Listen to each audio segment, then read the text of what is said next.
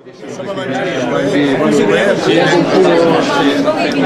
que avui al Mercat del Ram presenten l'analítica anual sobre l'estat de les fonts de la comarca d'Osona i del Lluçanès, de la Plana, i també el Parc de la Muntanya. Enguany hi ha la novetat, pel que he entès, que feu una mica de comparativa amb les anteriors anàlisis. Explica'ns una mica com ha anat enguany i amb quines coses heu trobat importants. De fet, fa 6 anys que vam començar a fer aquestes analítiques perquè ja es sospitava que la cosa podia anar molt mal borrat, perquè l'increment de la cabana porcina els últims 15 anys és una cosa absolutament espectacular, i els vessaments de purins en els camps i de manera totalment excessiva, abusiva, diria jo, van provocar la contaminació, la greu contaminació de la majoria dels aqüífers de la part baixa d'Osona. Evidentment, al cap d'uns anys la Generalitat ho va declarar zona vulnerable, amb tota una sèrie d'accions a emprendre que tristament no sembla ni que s'acabin d'emprendre ni que tinguin resultats positius.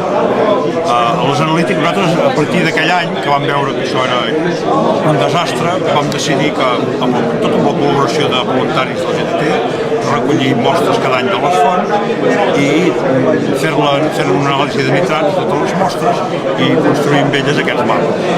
I la trista realitat diu que any rere any la contaminació no disminueix, llevat d'algunes mostres puntuals, per suposo per canvis en la colorimetria que van oscil·lant, però els aqüífers grossos, els aqüífers profunds, estan contaminats i cada vegada ho estan una mica més. I des del vostre punt de vista, quines accions s'haurien d'emprendre per poder minvar aquest tallau de nitrats a les fonts? És que el nostre punt de vista no és que sigui una cosa visionària ni cap meravella, una cosa de simple sentit comú. Un territori com el d'Osona, que és petitó, amb una cabana de porcs que oficialment supera el milió de caps, és una disbauxa. No té cap possibilitat de ser ben gestionada. Penseu que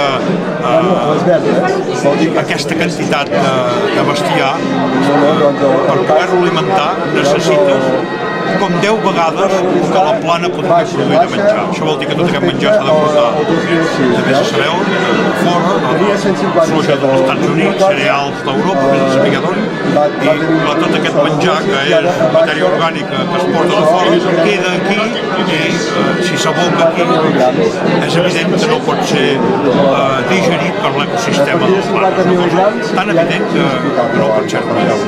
La lògica diu que aquesta cabana tan descomunal no es pot mantenir en un terreny tan petit, i molt menys gestionar-lo de manera industrial que s'està gestionant. Això vol dir que s'ha servit enormes quantitats d'aigua, els porcs s'agreixen del costat de vertigen, tota les dejeccions dels porcs que haurien amb unes circumstàncies normals, amb una ramaderia tradicional, servirien per donar el camp i tancarien un cicle, ni plans de purins, ni bones pràctiques ni històries tenen la capacitat de tornar a les coses. Les fonts es van contaminant, l'aqüífer és una riquesa incommensurable, és un bé que no té preu i que s'ha perdut i que tristament nosaltres opinem que trigarem molts i molts anys a tornar-ho a veure bé en el cas que això s'acabi, que de fet s'acabarà perquè no té futur. Aquest tipus de ramaderia no té futur perquè aquestes activitats que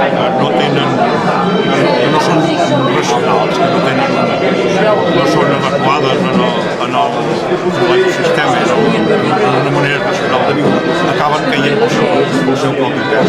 Com han caigut temps enrere tantes d'aus, les palleries, que era una altra cosa que contaminava els nostres clients, han desaparegut en 4 dies, ni el comptador, ha quedat el museu de la pell i prou. I ara estan fent el mateix que feien els xinesos quan ho tindran tot trinxat, murat de cavall, perquè és que no pot ser.